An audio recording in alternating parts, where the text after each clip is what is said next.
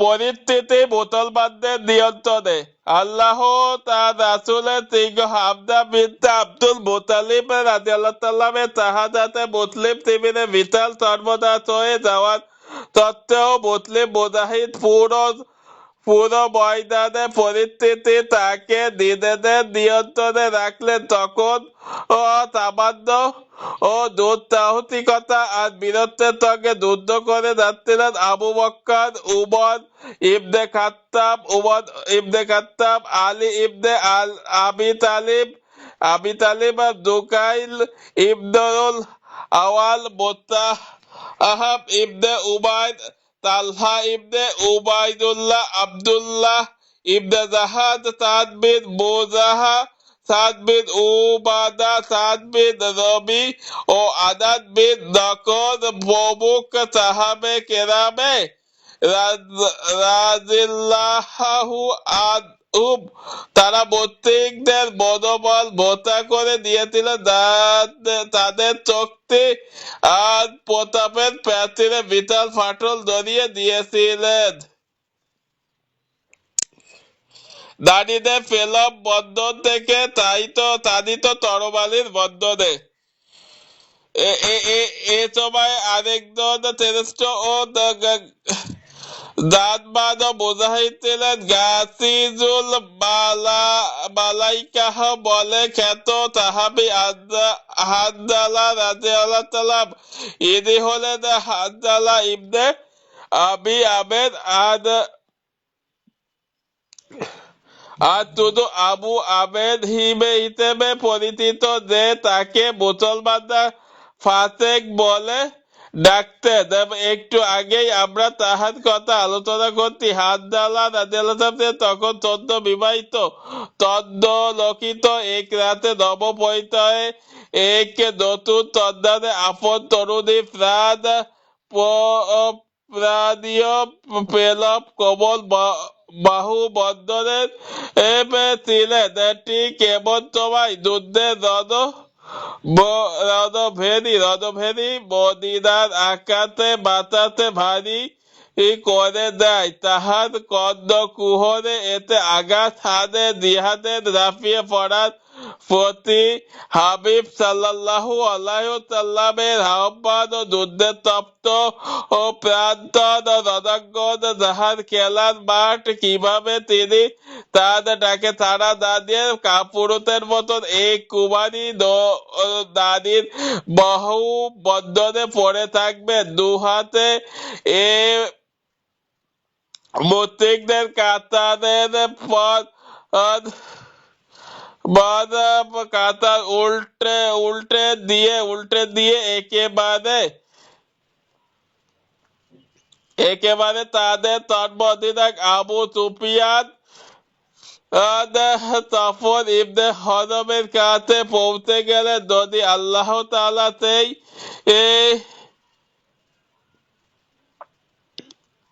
মুহূর্তে তাকে শাহাদাতে সুমিষ্ট তারা পান না করাতেন, তবে তিনি তাকে ঠিকই মৃত্যুর ঘাটে পৌঁছে দিতেন।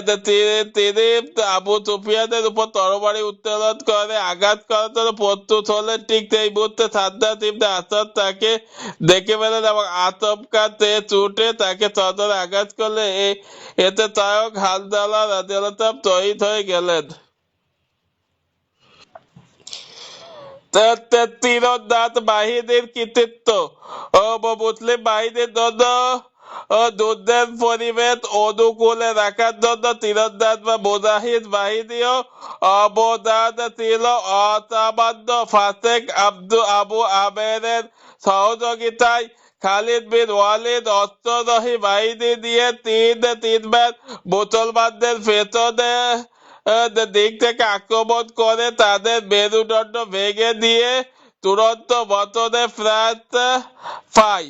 কিন্তু আল্লাহর পথে ওই সকল সাহসী মুজাহিদ প্রত্যেকবারই তাদের আক্রমণ ব্যর্থতার পর্যবসিত করেন। মুশরিকদের পতন। এভাবে এই ভয়ঙ্কর ও রক্তক্ষয়ী লড়াইয়ের চাকা অবিরাম ঘুরতে লাগলো। হাতে গদা কয়েকজন মুজাহিদ দিয়ে গঠিত ছোট এ দলটি মুশরিকদের বিশাল শক্তির উপর প্রভাব বিস্তার করে পুরো রণাঙ্গনে নিজেদের নিয়ন্ত্রণে রাখলেন। এতে করে মুশরিক বীর পুরুষেরা মনোবল ও ধীরে ধীরে গুণে ধরল। তাদের সাহসের তরবারি ভোতা হয়ে গেল। ডানে বামে সামনে পেছনে তাদের বাহিনীর কাতার তছনছ হয়ে যেতে লাগলো। অবস্থা দৃশ্য মনোবল হচ্ছিল যেন তিনি 3,000 মুশরিকদের একটি কাফেলা কয়েকজন পরিবর্তে 30,000 মুসলিম বাহিনীর মোকাবেলা করেছিল। বীরত্ব ও সাহসিকতা ও ইমানের তেজ বলে মুসলমানরা ছিল চঞ্চল ও প্রাণবন্ত। মুসলিম ও মুজাহিদদের আক্রমণের বাঁধ ভাঙা জোয়ার ঠেকাতে মুশরিকরা পরপর কয়েকটা বালির বাঁধ নির্মাণে প্রাণ পেল। হামজালা এ দুয়ারের বন্ধ করে দিতে তারা তাদের সাধ্যমতো চেষ্টা চালালো, কিন্তু যখন তারা বুঝতে পারলো কিছুতেই কিছু হবে না, যে ঢল প্রবাহ বৃদ্ধ হয়ে নেমে আসলো, কোনো বাঁধ তার গতি রোধ করতে পারবে না, তখন তাদের মনোবল ভেঙে গেল। ফলে দেখা গেল সুয়াব নিহত হওয়ার পরে তাদের বাহিনীর প্রধান পতাকাটি যখন মাটিতে পড়ে গিয়েছিল, তখন থেকেই কেউ আর সেটা ওঠানোর সাহসিকতা করছিল না। ঠিক তখনই তার রণাঙ্গনে পিঠ দেখলো তিলক আর মাটির নির্মিত বেজান মূর্তি ফুদানি যেদিকেই পারলো ও ভাগতে লাগলো। প্রতিশোধের যে চুষের আগুন এতদিন তাদের হৃদয়কে জলে পুড়ে ছাই করে দিচ্ছিল, হারানো সম্মান আর ইজ্জতের পুনরুত্থানে যে ইস্পাত কঠিন ও তফাৎ তাদের কে প্রচন্ড ও রমণদায়ক ইত্যাদি অবস্থা সবকিছু ভুলিয়ে রেখেছিল। প্রাণের মায়াই মুহূর্তে একান্ত তারা সবের কথা ভুলে গেল। ইবনে ইসহাক বলেন, তখন আল্লাহ তাআলা মুসলমানদের উপর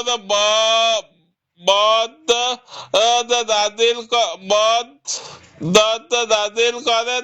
তিনি তাদেরকে দেওয়া আপন প্রতিশ্রুতি পূরণ করে তলোয়ারের দিকে তাদেরকে এত পরিমাণ কচু কাটা করতে লাগলে নিজেদের শিবির ছেড়ে তারা জান দিয়ে পালিয়ে যেতে লাগলো। এভাবেই তারা এক নিশ্চিত পরাজয়ের মুখোমুখি হয়েছিল। আব্দুল্লাহ বিন জুবাইর রাদিয়াল্লাহু তাআলা নিজ পিতা থেকে বর্ণনা করেন যে তিনি বলেন, আল্লাহর কসম, আমি হিন্দা বিন উতবা ও তার সঙ্গীদের পায়ের গোছা দেখেছিলাম, তারা কাপড় উঠিয়ে পালাচ্ছিল। তখন তাদের সবাইকে কয়েদা করা আমাদের পক্ষে খুব একটা দূরের ব্যাপার ছিল না। সহিহ বুখারীতে বারার ইবনে আযিব রাদিয়াল্লাহু তাআলা হাদীসে এসেছে, যখন আমরা তাদের সঙ্গে মোকাবিলা করতে লাগলাম তখন তারা পালাতে লাগলো। আমি নারীদেরকে দেখলাম কাপড় উঠিয়ে পাহাড়ের দিকে দৌড়ে পালাচ্ছিল। তখন তাদের পায়ের গোছা দেখা যাচ্ছিল, আর মুসলমানরা তাদের পশ্চাতে তরবারি চালিয়ে ও তাদের ফেলে দেওয়া গনিমতের মাল কুড়িয়ে ছুটে যাচ্ছিলেন। তীরন্দাজ বাহিনীর সর্বনাশা মূল।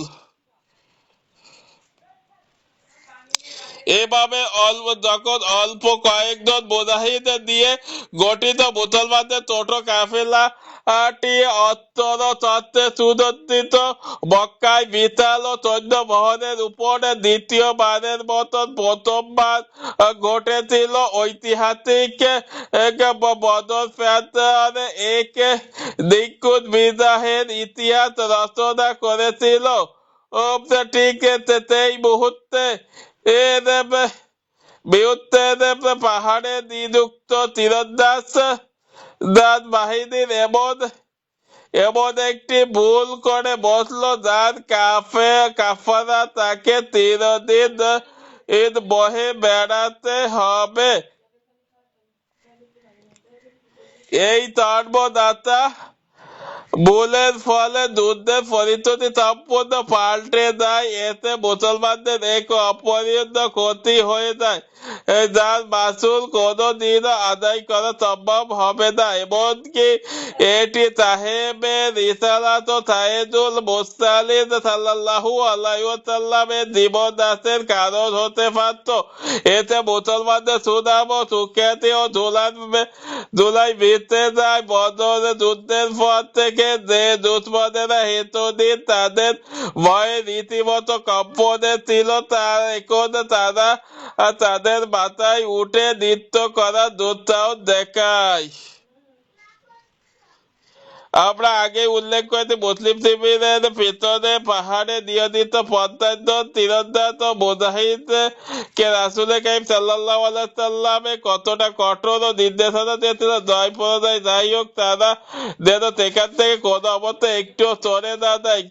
কিন্তু রাসূল কারীম সাল্লাল্লাহু আলাইহি সাল্লাম একবার দেওয়া এই কঠোর নির্দেশ থাকা সত্ত্বেও তারা যখন মুসলিমের সৈন্যদেরকে দুশ্মনের ফেলে দেওয়া গনিমতের মাল কুড়াতে দেখলো, তখন ক্ষণিকে দ্বন্দ্ব হলেও তাদের উপর দুনিয়ার পুরনো প্রভাব আবার দেখে মতে তখন একজন আরেকজনকে বলতে শুরু করে, ওই দেখো গনিমত গনিমত, তোমাদের সঙ্গীরা সব কুড়িয়ে নিচ্ছে, এখন আর কিসের অপেক্ষা। কিন্তু তাদের নেতা আব্দুল্লাহ ইবনে জুবাই রাদিয়াল্লাহু তাদেরকে বারবার রাসূল কারীম সাল্লাল্লাহু আলাইহি সাল্লামের নির্দেশনা দেওয়া নির্দেশ স্মরণ করিয়ে দিচ্ছিলেন।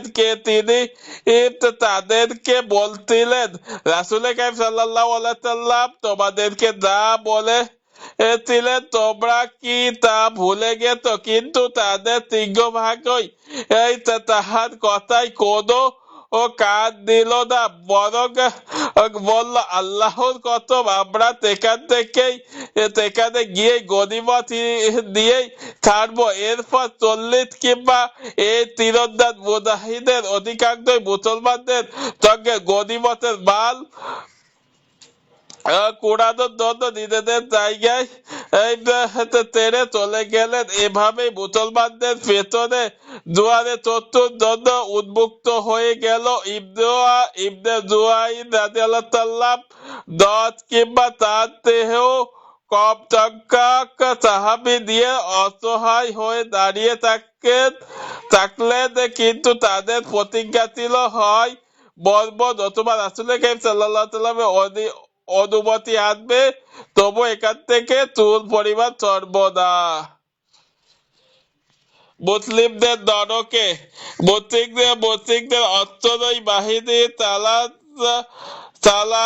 খালিদ বিন ওয়ালিদ এই ছদ্ম সুযোগটি একটুও বৃথা যেতে দিল না। তার বাহিনী দিয়ে সর্বদাতাতেই ঝড় হয়ে ছুটে গিয়ে আছড়ে পড়ল পাহাড়ে নিয়োজিত 8-10 জন তীরন্দাজ মুজাহিদের উপর বিদ্যুৎ বেগে দেহে আসা এ ঝড়ের হঠাৎ আগমনে জুবাইর রাদিয়াল্লাহু ও তার বাহিনী মুখ থুবড়ে পড়ে গেলেন। এরপর তারা শুরু করলো মুসলমানদের ভিতর দিক থেকে জটিকা হামলা। তারা জোরে জোরে প্রচুর মতো বিকৃত চিৎকার শুরু করে দিল। এতে পলায়নত মুশরিক বাহিনী প্রাণ ফিরে এলো। তারা পূর্ণ উদ্যমে আর চঞ্চলতা নিয়ে আবারও ফিরে এলো রণাঙ্গনে। তখন তাদের একটি নারী আমরা বিলতে আলকামা হারিয়া মাটিতে পড়ে থাকা মুশরিকদের পতাকা উঁচুতে তুলে ধরল। তখন মুশরিকরা পতাকা তার ফাতে সমবেত ওই অন্যান্যদেরকে রাখতে লাগলো। সবাই মিলে আবার নতুন করে ঝাঁপিয়ে পড়লো পরিস্থিতি বিপাকে বিব্রত ও কিং কর্তব্য বিমুখ মুসলমানদের উপর ঘাস কাটার মতো তাদেরকে পাইকারি হারে ধারে ধরে হত্যা করতে লাগলো। সামনে পেছনে ডানে বামে সব দিকে থেকেই তারা মুসলমানদেরকে ঘিরে ধরলো, আর মুসলমানরা পড়ে গেলেন তাকের করাতে। প্রচন্ড ধনের মুখে সাহেবের রিসালাতের অবিচলতা। রাসূল কারীম সাল্লাল্লাহু আলাইহি সাল্লামে তখন মূল মুসলিম বাহিনীর ভিতরে 10 জন সাহাবে কেরামের নিয়ে গঠিত একটি ছোট মুজাহিদ বাহিনীর মধ্যে অবস্থান করছিলেন। তিনি মুসলমানদের বিরুদ্ধে পলায়নরত মুশরিকদের প্রত্যাবর্তনের নিরীক্ষণ করছিলেন। ঠিক সেই মুহূর্তে খালিদ বিন ওয়ালিদের ঝড় পেছন দিক থেকে ছুটে এসে সব কিছু এলোমেলো করে দিল। তখন তাহার সামনে দুটি পথ খোলা ছিল। হয়তো মুসলিম বাহিনী তাকে তাদের তাকদীরে ফয়সালার উপর ছেড়ে দিয়ে দিনের ও জঙ্গিদের 9 সাহাবীদের প্রাণ দিয়ে ময়দান ছেড়ে দ্রুত কোন নিরাপদ আশ্রয় চলে যাবেন, নতুবা দিনের দানকে খসিয়ে দেওয়া আর দরিয়ায় নিক্ষেপ করে দিগ্ভ্রান্ত ও বিব্রত সাহাবে কিয়ামতের দিনের দিকে ডেকে আনবেন। এরপর তাদেরকে নিয়ে নতুন বেগে, নতুন আবেগে, নতুন আবার ঝাঁপিয়ে পড়বেন তিলক পূজারীদের বুকে। ঠিক এই মুহূর্তে রাসূল কারীম সাল্লাল্লাহু আলাইহি সাল্লাম এর অভিনব বীরত্ব আর অনুপম রণকুশলতা খানিক আলোক ছটার ঝলকানির ও তসু ওর দিক ছড়িয়ে পড়ে। তিনি যে বাহিনীর কেন্দ্রবিন্দু ও প্রাণ, সে বাহিনীকে ময়দান অদৃষ্টের ফয়সালার উপর ছেড়ে দিয়ে তিনি কিভাবে চলে যেতে পারেন, তাই তিনি উচ্চস্বরে সাহাবে কেরামে রাদিয়াল্লাহু তাআলাকে ডাকতে লাগলেন, আল্লাহর বান্দা, আজ আমার কাছে চলে এসো। অথচ তিনি জানতেন সাহাবে কেরামে তাহার আওয়াজ শোনার আগে মুশরিকরাই তুলে দিবে। তারপরও এই কষ্টদায়ক মুহূর্তে নিজেই জান খসাই ফেলে তিনি তাদেরকে ডাকতে লাগলেন। বাস্তবে তাই হলো। মুসলমানদের আগে মুশরিকদের কাঁধেই তাহার আওয়াজ আগে গিয়ে পড়ল, আর তারা তখন মুসলমানদের আগেই তার পিছন দিকে ছুটে এলো।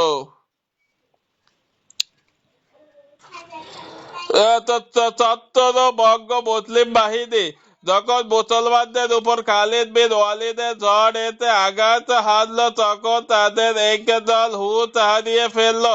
একমাত্র নিজেকে ছাড়া তারা তখন সবকিছুর কথা ভুলে গেল। তাই তারা আপন প্রাণ নিয়ে পালানোর পথ অবলম্বন করলো। রণাঙ্গন ছেড়ে তারা উদ্দেশ্যে পালিয়ে গেল। পেছনে একবারও ফিরে দেখলো না।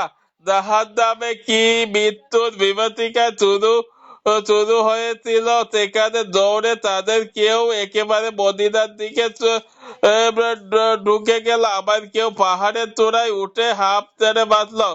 আরেকজন রাসূল কারীম সাল্লাল্লাহু আলাইহি সাল্লামের ডাকে ফিরে এলো, কিন্তু ছত্রভঙ্গ হওয়াতে মুশরিকদের সঙ্গে তারা মিশে গেল। কে মুসলিম আর কে মুশরিক পার্থক্য নির্ণয় করা কঠিন হয়ে গেল। তখন মুসলমানরা একে অপরকে হত্যা করতে লাগলো। ভাইয়ের হাতে ভাইয়ের প্রাণ অজ্ঞাতসারে ঝরে যেতে লাগলো।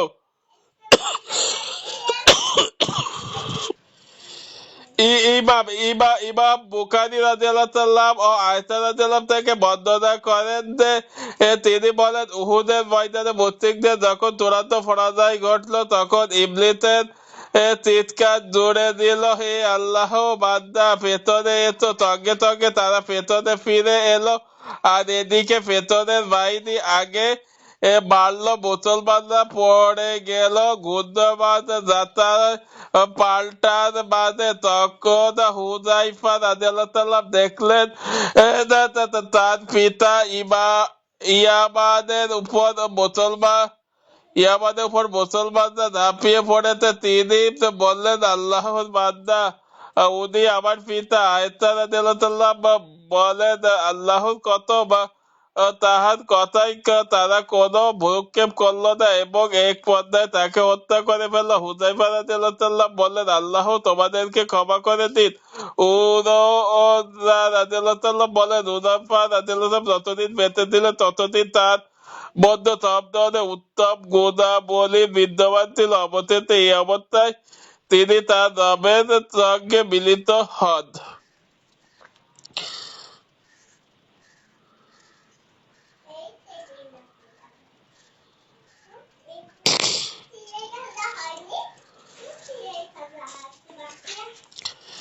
মুজাহিদ বাহিনীর মধ্যে তখনও তৃতীয় আরেকটি দল ছিল। তারা রাসূল কারীম সাল্লাল্লাহু আলাইহি ওয়াসাল্লাম ব্যতীত সবকিছু ভুলে গিয়েছিল। শুরু থেকে তারা রাসূল কারীম সাল্লাল্লাহু আলাইহি ওয়াসাল্লাম এর প্রতি গভীর মনোযোগী ছিলেন। তাদের প্রথম সারিতে ছিলেন আবু বকর সিদ্দিক রাদিয়াল্লাহু, উমর বিন খাত্তাব, আলী ইবনে আবি তালিব প্রমুখ বড় বড় সাহাবে কেরাম রাদিয়াল্লাহু তাআলা। তারা ছিলেন মুজাহিদদের সামনের সারিতে। কিন্তু যখন তারা তার পবিত্র সত্তা সাল্লাল্লাহু আলাইহি সাল্লামের উপর বিপদের ঘটঘটা পুঞ্জীভূত হওয়ার আভাস পেলেন, সঙ্গে সঙ্গে ছুটে এলেন প্রতিরক্ষা বাহিনীর প্রথম সারিতে।